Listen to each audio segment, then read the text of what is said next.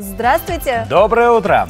Сегодня вторник, 11 сентября, и вас приветствуем мы, Рустем Каримулин и Ассоль Мухамедзянова. Сегодня в нашей стране отмечается Всероссийский день трезвости. Празднуется, кстати, он аж с 1913 года. Но не только об этом мы будем говорить сегодня.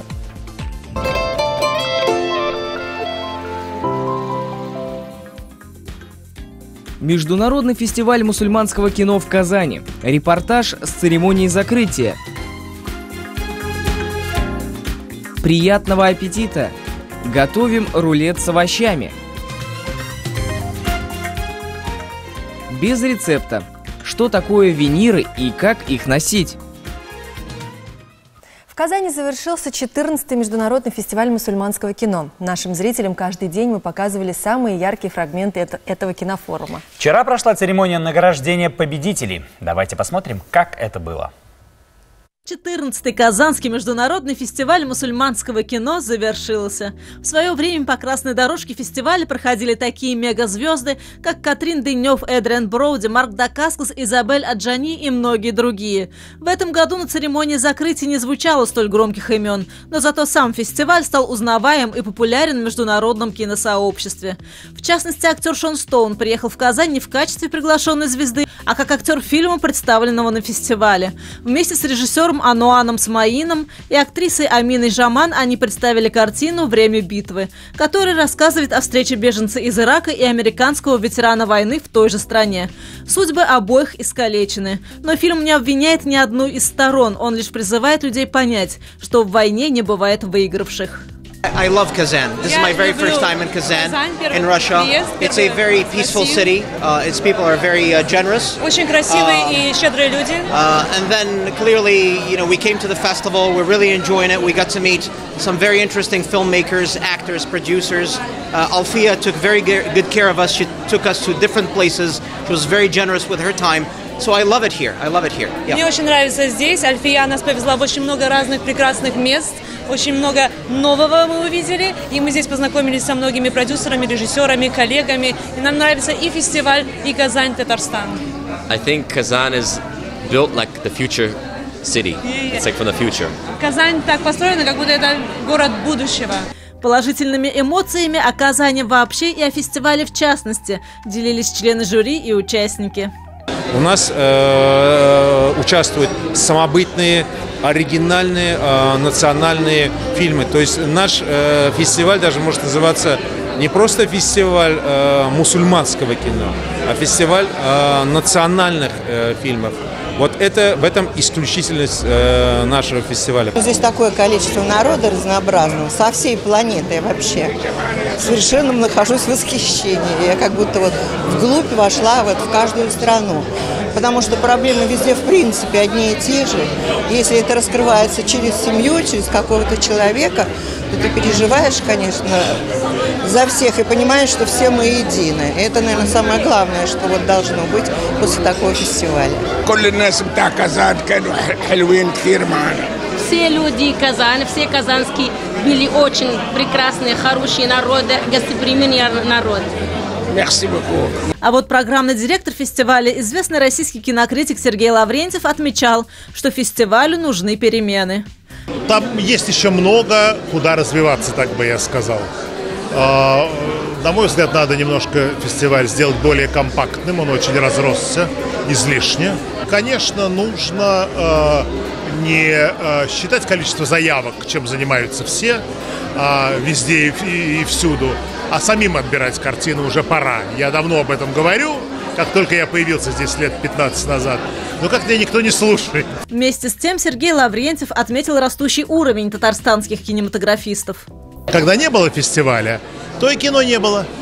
А как только фестиваль появился, то и просто сам факт его существования, он как бы немножко заставил как-то взбудоражиться местных кинематографистов, и они стали снимать вполне конкурентоспособные картины, которые просто безо всяких скидок можно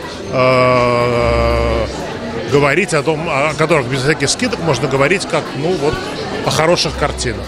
Главные призы распределились следующим образом. Лучший документальный полнометражный фильм «Бирманский учебник истории». Режиссер Петр Лом, совместное производство Нидерландов, Норвегии и Мьянмы.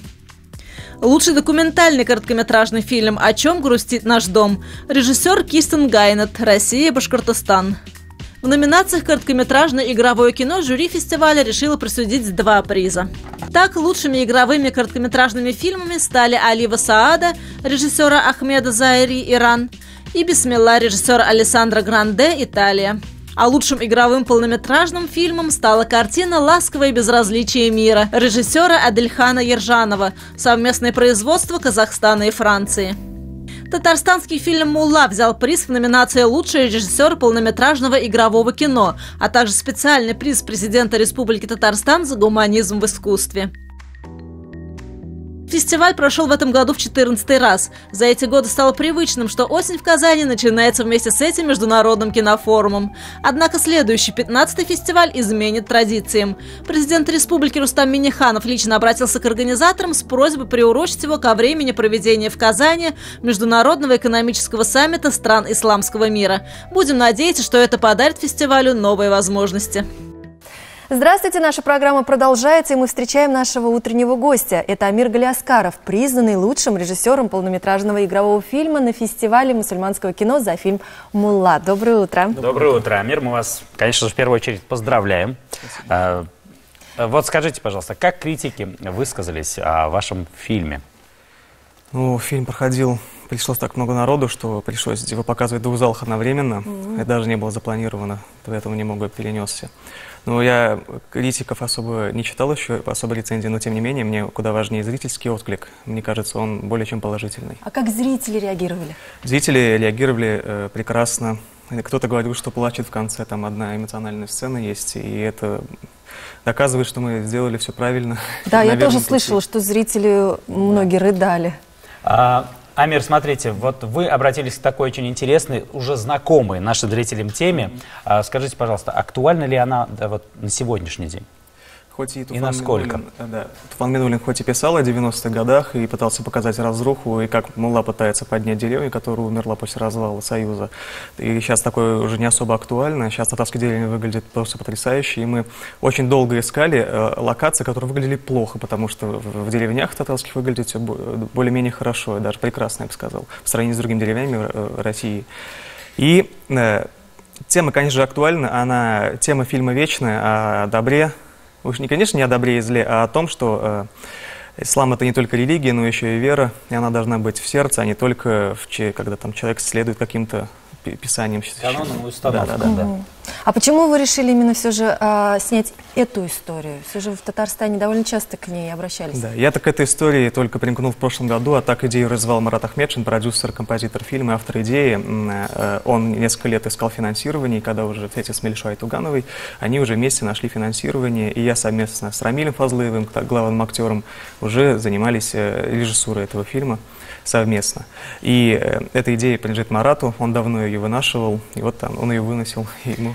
Вот, Амир, вы сказали, что реакция зрителей была очень интересной, вплоть до такого эмоционального пика, как слезы. А как проходили съемки? Да. Съемки проходили, на самом деле, очень в дружеской атмосфере. Да, очень гладко. Мы все с группой сдружились очень сильно. Съемки проходили 19 смен во дне, и оставшиеся 7 смен, что ли, уже в Казани проходили. И за все съемки дождь ни разу нам не помешал, погода была прекрасна. И дождь пошел только в тот момент, когда он должен был пойти в кадр. Это прям было чудо, удивительно, прям в шоке были от этого. Ой, Амир, очень интересная у нас интересная беседа. Давайте мы прервемся на небольшой блок рекламы и обязательно с вами продолжим. Хорошо? Не переключайтесь, впереди много интересного, обещаем. Скоро вернемся.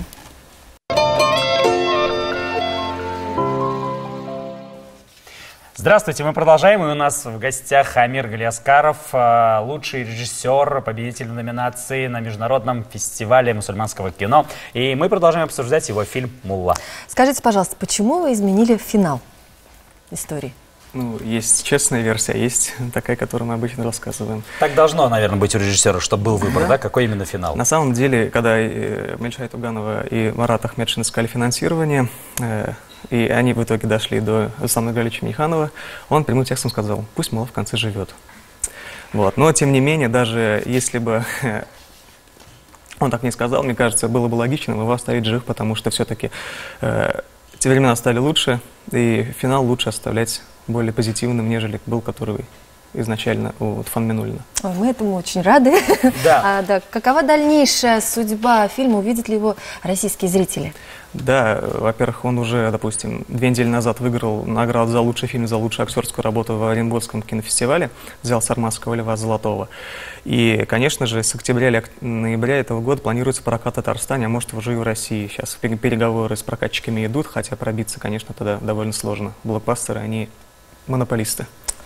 Мы очень надеемся, что все получится, и многие смогут увидеть обязательно историю.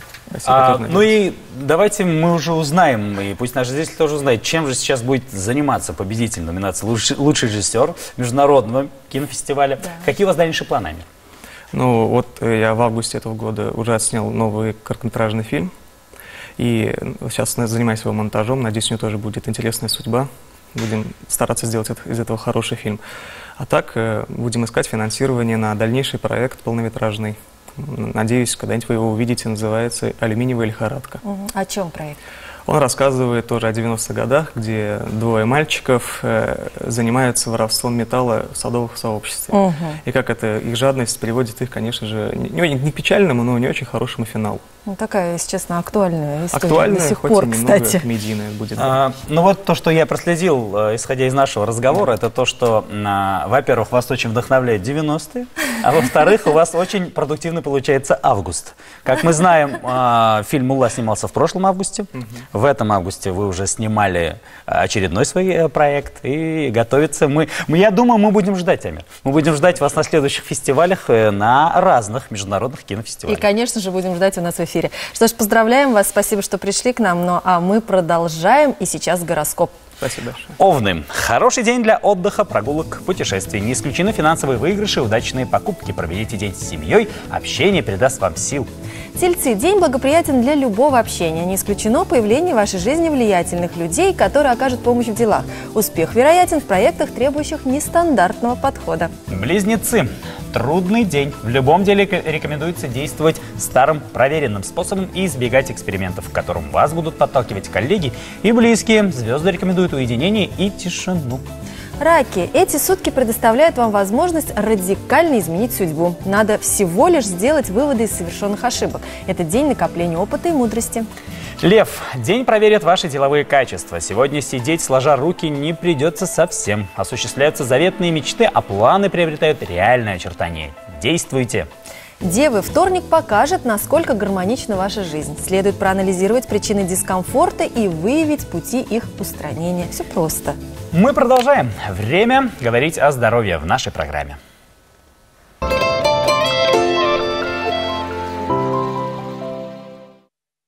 Радмила Хакова уверена, что белоснежная искренняя улыбка – самый быстрый путь к успеху и в жизни, и в карьере. Поэтому она обратилась в стоматологическую клинику для исправления некоторых особенностей своих зубов. Я вообще считаю, что зубы, здоровье зубов и их красота напрямую влияют на уровень жизни, на качество жизни, на ее уровень, на уверенность в себе, на то, как ты себя чувствуешь. Радмила хочет, чтобы ее зубы были здоровыми и красивыми. Современные технологии в стоматологии позволяют достичь этого с помощью виниров. Это тонкие пластины, накладываемые на зубы. Они позволяют корректировать цвет и даже форму зубов. Сначала делается несколько фотографий, рентгенологическое обследование, диагностические модели, делается предварительно восковая моделировка нашей улыбки. И когда мы все эти этапы согласовываем, уже приступаем к следующему этапу. Естественно, на каждом этапе мы имеем возможность подключить смежных специалистов, которые нам бывают нужны: терапевты, хирурги, ортодонты, для того, чтобы получить идеальный, правильный результат. Радмила сейчас на этапе установки временных реконструкций. После окончательного утверждения формы, размера и цвета изготавливаются уже постоянные виниры. Толщина виниров чуть больше глазной линзы. Они изготавливаются из разных материалов: медицинского фарфора, циркония, алюминия или керамики. Современные виниры клеются очень последовательно, препарируются, подготавливаются. Идеально должна быть работа лаборатории, чтобы при фиксации не было никаких зазоров, кариозных полостей, скрытых, которые остались незамеченными, тогда будут служить долго. Единственное, что может нарушить, это какое-то физическое воздействие, типа какого-то орешка, камешка или края вилки, или там травмы, ДТП. Ну, тогда все эти вещи рассматриваются индивидуально. Для отслеживания динамики процесса доктор использует сверхточную фотосъемку. Улыбочку, пожалуйста. На фотографиях отчетливо видно, какими были зубы Радмилы изначально и какими стали после установки временных реконструкций. Виниры – превосходная возможность получить по-настоящему звездную улыбку. Конечно, полноценная реконструкция зубов винирами может занять несколько месяцев, но результаты процедуры действительно впечатляют. Это было совершенно не страшно, совершенно не больно. Правда, я думаю, что многое еще зависит сейчас от того, как изменились технологии и от того, насколько удачно вы выбрали врача и клинику. Лечение проходило в несколько этапов. Сначала мы лечили все зубы, потом исправляли прикус, я носила ортодик капу, и затем уже мы устанавливали виниры временные. Вот сегодня утром мне их установили. И последним завершающим этапом будут уже постоянные виниры, и они будут уже со мной надолго.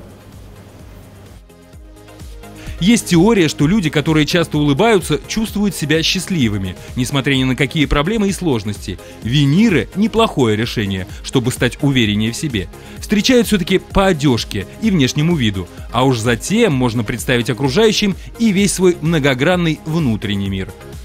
Согласись, улыбка, безусловно, является визитной карточкой человека. Вот ты сидишь, улыбаешься, но у тебя все свое. Все свое.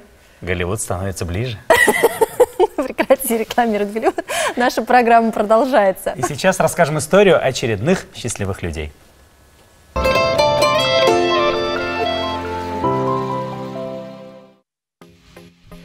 Что нам стоит дом построить? Нарисуем, будем жить. И не только нарисуем, но и крышу покроем, и плитку выложим. Наверное, именно так рассуждают ребята, о которых мы сегодня расскажем. Наши герои – студенты строительного колледжа, получившие золотые медали в национальном чемпионате молодых профессионалов. Руслан Ярулин учится по специальности облицовка плиткой. К конкурсу готовился в течение года, участвовал в различных этапах, проходящих в городах России, и привез золотую медаль с Сахалина. Конкурс проходил на нашей базе, региональный чемпионат, то есть весь Татарстан, все колледжи приезжали в наш колледж, вот на эту площадку. В нашей работе выделяется целая плитка, то есть там зеленая, там 100 штук, к примеру, там бежевый, там 50 штук, и дается чертеж. Наша задача перенести чертеж на плитку с учетом всех швов и размеров и приклеить ее на стену. Это требовало выдержки и выносливости, рассказал он. Сейчас молодого человека пригласили в сборную России. Следующий этап – мировой чемпионат молодых специалистов. Даже не думал, что дойду до финала. А потом, чтобы осталась память, оставить память о себе. То есть то, что я участвовал, то, что занимал свои первые места. То есть там что-то другим поколениям говорили, вот, там, Руслан занимал такие места, вы тоже к этому стремитесь. Наверное, для этого получение опыта, там, общение с друзьями. А вот в номинации «Кровельные работы» Сергей Верняковский и Даниил Кораблев работали в команде. Они также привезли золотые медали. Работать вместе увлекательно, ответственно и интересно, говорят они. Здесь очень важно распределять обязанности и помогать друг другу в любой ситуации. Мы до конкурса уже заранее обговорили, кто что будет делать. Вот. А по ходу действия, если видишь, что у напарника что-то не получается или в чем-то нужно помочь, помогаешь, все, как сказать, по мере поступления проблемы находятся пути решения.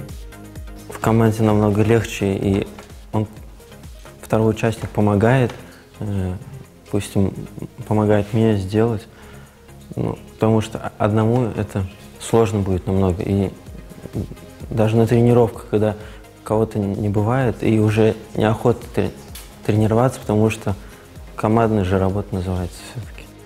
Победа ребят в национальном чемпионате молодых профессионалов – это также заслуга педагогов, которые научили их азам профессии. Татьяна Сироткина с гордостью рассказала нам о том, как достойно выступили ее ребята.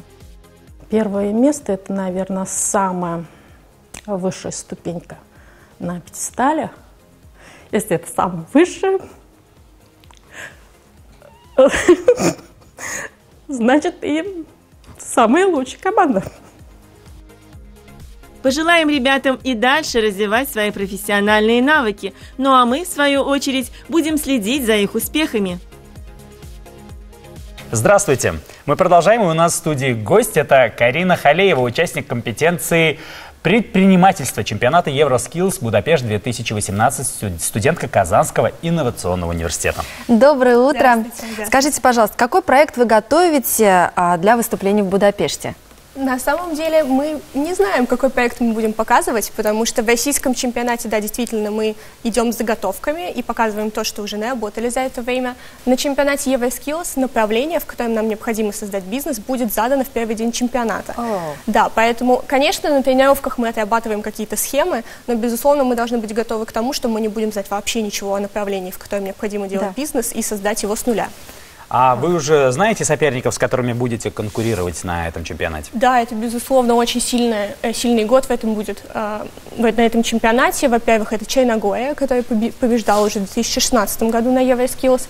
Это очень сильная команда из Австрии, которая обычно всегда входит в топ-3.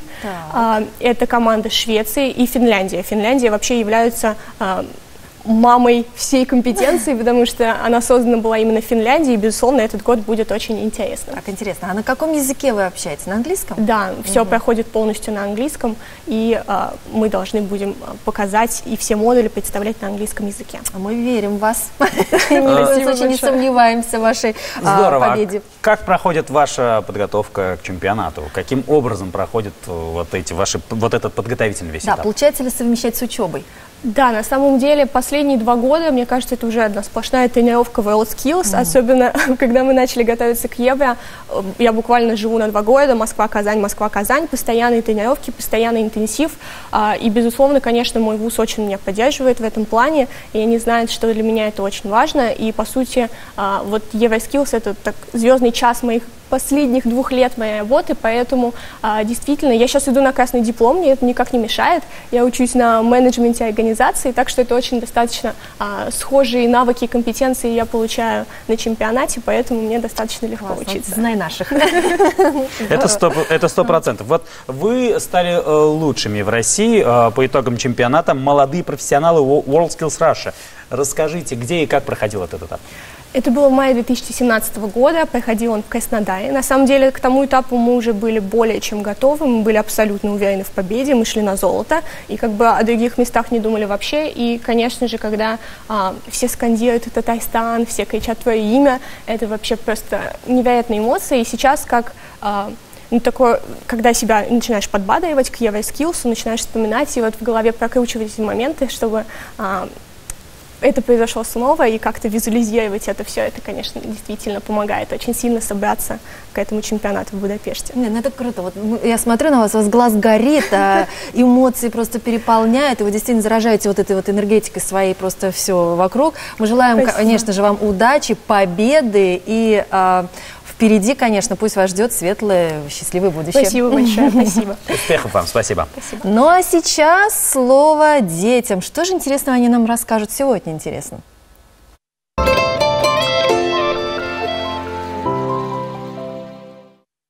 Отпуск! Что это такое?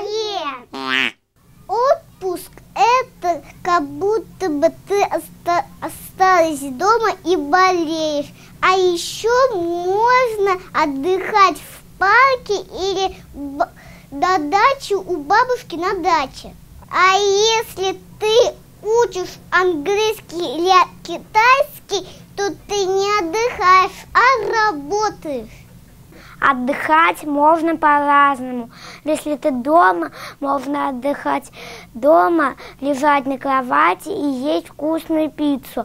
А можно отдыхать в Греции. Это значит плавать на море, плавать на водном мотоцикле и плавать на водных горках.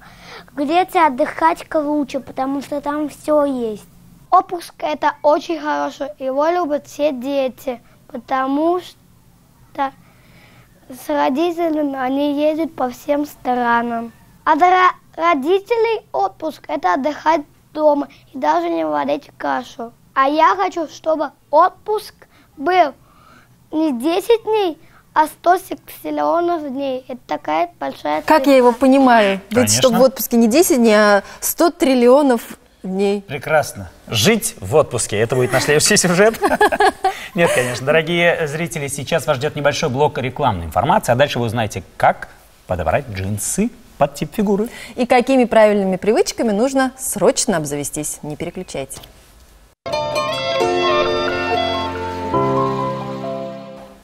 И вновь мы говорим вам здравствуйте. Осень по обыкновению дарит нам богатый урожай овощей и фруктов. Давайте приготовим оригинальный рулет с плодами осени.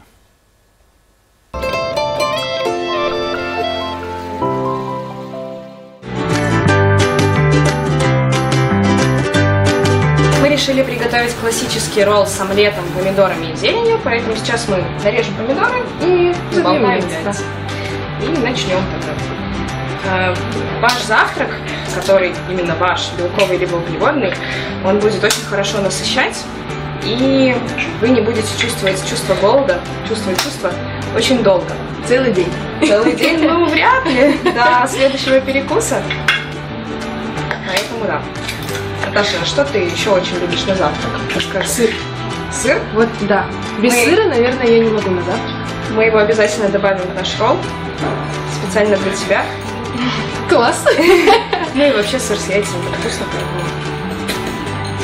поэтому я уже почти дорезала помидоры. Как у тебя дела? Я взболтала. Хорошо. Вообще, друзья, вы можете добавлять абсолютно любые ингредиенты в ваш ролл. Ролл у нас будет из лаваша. Вы можете туда добавить как и какой-то... Любые овощи. Любые, да. Абсолютно любые овощи. Да. Это может быть и тунец, и курица, и абсолютно любая зелень. У нас это будет руккола, но лучше всего использовать базилик. Поэтому у меня помидоры уже готовы. И я все взболтала. Супер. Тогда, в принципе, мы можем приступать к тому, что сворачивать наш ролл и отправляться его жарить. Без масла, конечно же.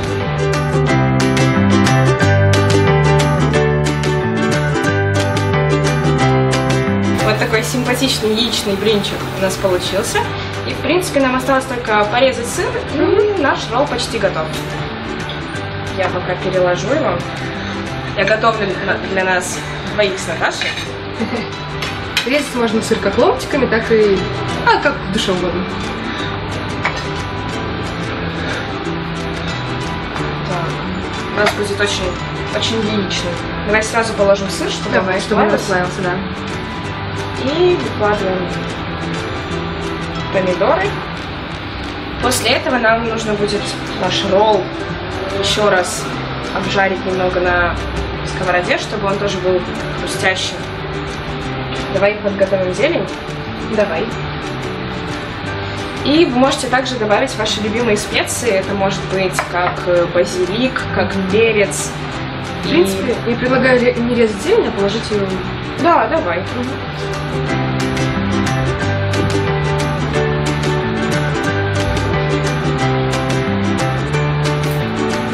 Так что включайте фантазию, ваш ролл будет супер аппетитным.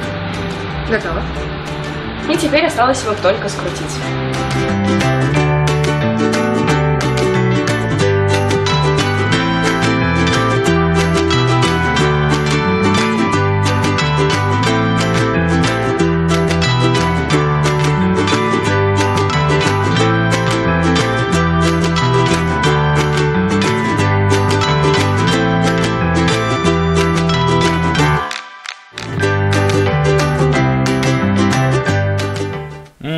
У тебя на лице сейчас просто, вот, знаешь... Приятного аппетита написано у меня на лице. Голод и зависть. Еще чимичанги.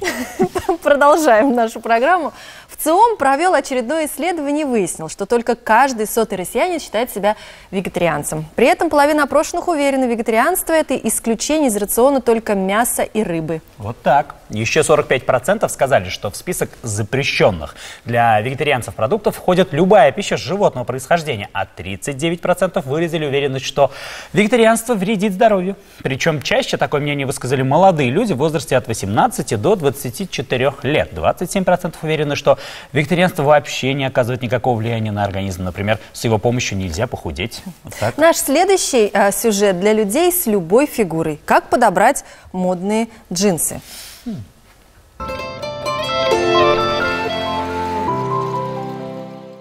Здравствуйте! С вами рубрика «В стиле» и ваш модный эксперт Селина Софиуллина. Практичные джинсы давным-давно оккупировали гардеробы дам. Их выбирают за универсальность и комфорт. Сегодня обсудим, какие джинсы в тренде и каким образом их сочетать. Для создания актуального образа достаточно иметь модель классического кроя с высокой посадкой. Прямые штаны без лишних тканевых деталей отлично смотрятся на любой фигуре. Но просто классика – это скучно. Добавим расклешенности, объемности и боковых разрезов. На многих последних показах доминируют модели, расширенные от бедра. Крой подходит для стройных, высоких девушек. Стилисты предлагают носить их с тонкими водолазками из кашемира или вискозы, рубашками в этно-стиле, свободными футболками. С такими джинсами легко создавать новые образы, от спортивного шика до сдержанного кэжуала. А теперь о рваных джинсах. Огромные дыры – это вчерашний день, но легкая небрежность внизу – это самый стиль. Одна из самых модных моделей в 2017 году – это джинсы свободного прямого кроя. Слегка мешковатые, с потертостями, рваными краями и заломами. С какой одеждой носить эту модную рвань? Дизайнеры не заморачиваются. Самое актуальное сочетание с блузками и кофтами оверсайз. Такими же мешковатыми и объемными. Клеш. Эта модель помогает скрыть лишние сантиметры в бедрах. Также она может быть любого цвета, и носится сейчас джинсы клеш не только с обувью на каблуках, но и с обувью на плоской подошве. В моду уверенно вернулись не только расклешенные джинсы и брюки, но и рубашки, блузы с расклешенными рукавами. Степень клеш выбирайте сами, да и сочетание тоже. Дизайнеры дают волю фантазии и демонстрируют самые необычные сочетания. Тут и свитеры, рубашки, яркие жакеты и все, что душа пожелает. Тяжело ошибиться. Судя по показам с подиумов, дизайнеры смело экспериментируют с длиной. Основной тренд – длина до пола, версии до щиколоток и укороченные модели. Если раньше преобладали джинсы с узкими брючными, то сейчас преобладают модели свободного покроя. В новом сезоне присмотритесь к джинсам с разнообразными принтами, вышивкой или аппликациями.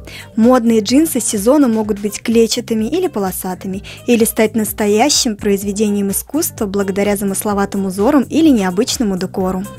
Обтягивающие скини – то, что никогда не выйдет из моды. Они отлично подчеркивают фигуру. Прогноз о том, что узкие джинсы уступят свое лидерство свободным джинсам, не оправдался.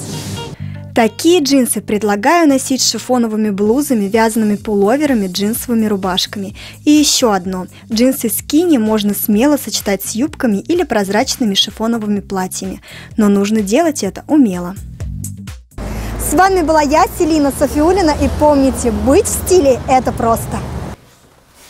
В продолжении модной темы. Настоящим мировым хитом в моде этого лета стал кислотно-лаймовый оттенок. Более 11 тысяч знаменитостей и популярных блогеров разместили в сети свои фотографии в зеленой неоновой одежде. А осенью ему на смену идет цвет под названием «Цвет рампы». Стилисты сообщают, что это разбеленный желтый цвет, и он идеально подходит к любой внешности. Продолжим мы также полезной информацией для женщин.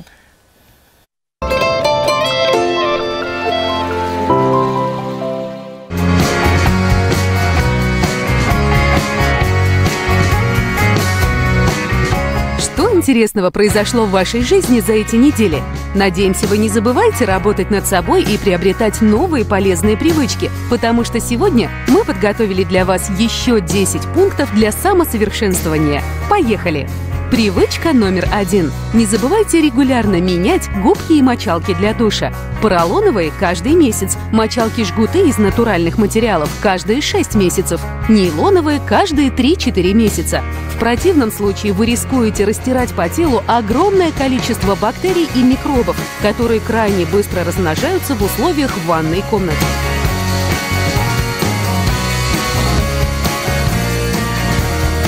Привычка номер 2. Утром натощак делайте упражнение «Вакуум в животе».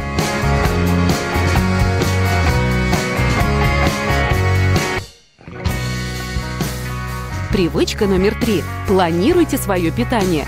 Очень часто мы недоедаем или переедаем, что одинаково вредно, из-за того, что наш дневной рацион не распланирован. Возьмите себе за правило расписывать свой дневной рацион хотя бы на день вперед.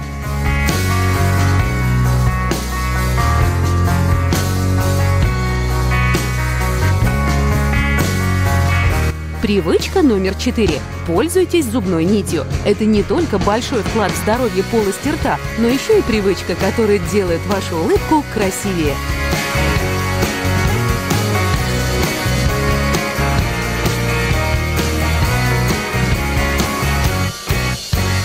Привычка номер 5. Наносите антиперспирант сразу после душа. Если не делать этого на чистую кожу, то действие средства значительно ухудшается. Привычка номер 6. Не откладывайте в длинный ящик то, что можно сделать за 5-10 минут. Приучите себя выполнять такие мелкие дела сразу, ведь если их копить, то они могут превращаться в проблему.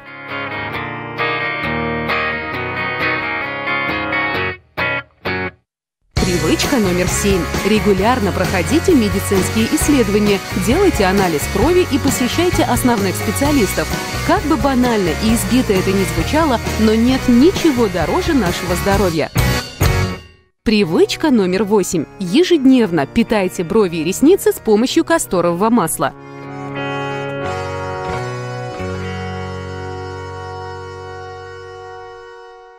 Привычка номер 9. Приучите себя копить. Старайтесь сразу же откладывать 10% с любого дохода.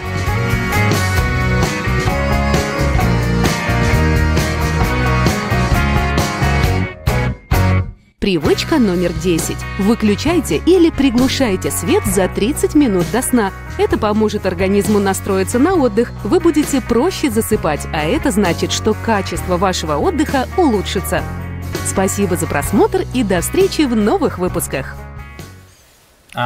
Кажется, я придумал небольшой лайфхак. Ну-ка. Вот чтобы все эти привычки сложились и работали. Хорошие привычки. Да, хорошие привычки. Вот они, чтобы сложились и работали, нужна привычка заводить привычки.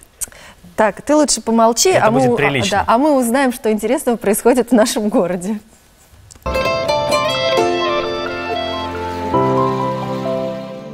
Министерство лесного хозяйства республики приглашает всех, кто хочет внести свой личный вклад в улучшение экологического состояния нашего города, присоединиться к сотрудникам ведомства во время акции по уборке лесопарка на улице Дубравная от мусора и валежника. Волонтеров ждут на месте в 16:00. А с 6 до 9 вечера в антикафе «Баклажан» состоится вечер бесплатной игротеки. Можно приходить с детьми, друзьями или одному. Организаторы подберут вам компанию по душе, помогут определиться с выбором игры и объяснят правила.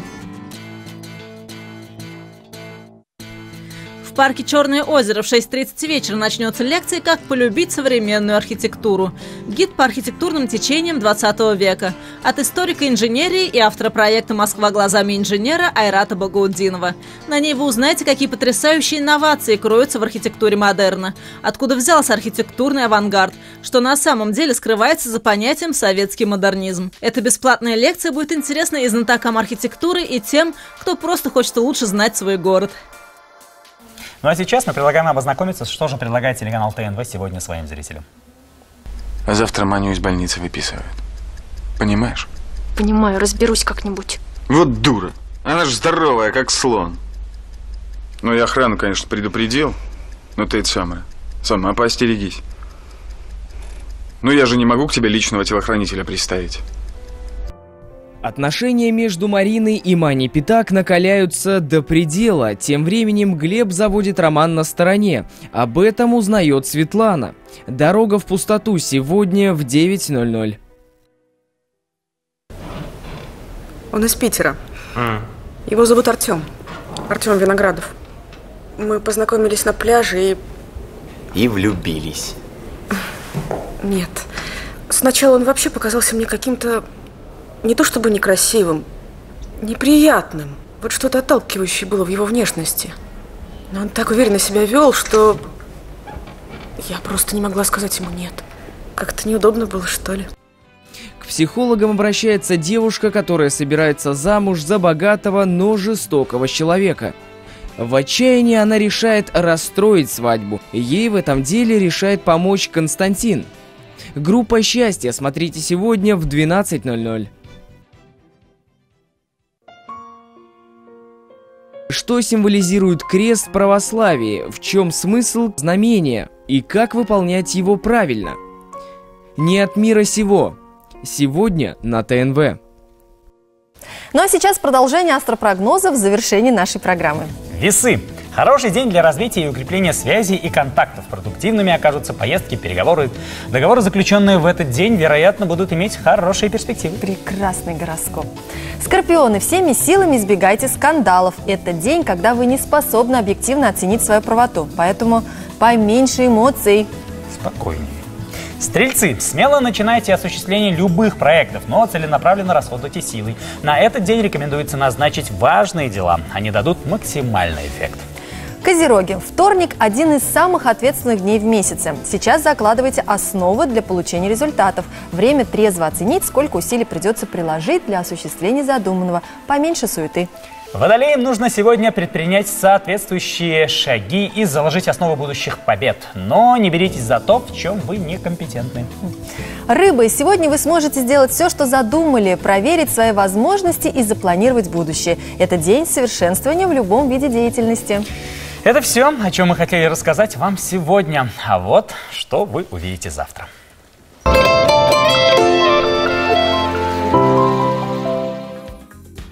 Приятного аппетита! Готовим быстро и вкусно. В стиле простые советы, которые пригодятся всем. Форма. Начинаем утро бодро. На этом наша программа завершается. Завтра в 8:10 утра мы ждем вас у экранов телевизоров. Мы вновь вам скажем здравствуйте. А сегодня с вами были Рустем Каримулин и Ассоль Мухамедянова. Хорошего, бодрого осеннего вам дня. Мы вас любим. Всем пока.